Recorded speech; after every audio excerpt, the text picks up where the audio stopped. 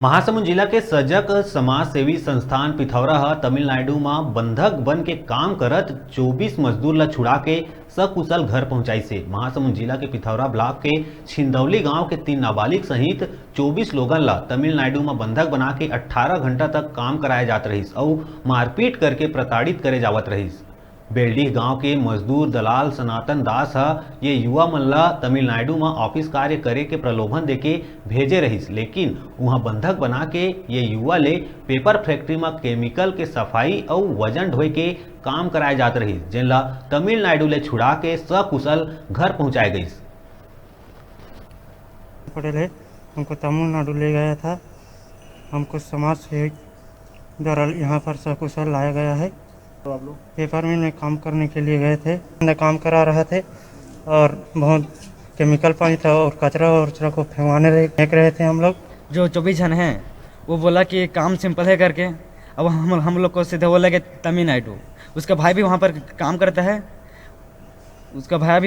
करता है, जो कि वो उसका भाई 3-4 महीने से काम कर रहा है। वो हम लोगों के साथ में काम करके हम लोग को बोला। और वहाँ पर जब हम फैक्ट्री पहुँचे तो वहाँ पर बहुत गंदा पानी और हार्ड काम, और घर से बोला गया था कि 8 घंटा काम करना है करके।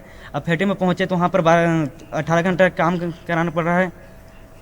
और वहाँ पर मारपीट भी मतलब मारपीट ज़बरदस्ती भी हमारे साथ किया गया है। जग समाज सेवी संस्था को 18 तारीख को पता चला और उसके बाद उनके साथ बहुत सारे अत्याचार हुए। लड़के लोग ने बताया कि मारपीट कर रहे हैं। 8 घंटा काम के लिए बोला गया था, लेकिन वहाँ पे 18 घंटा काम करा रहे थे, 16 से 18 घंटा।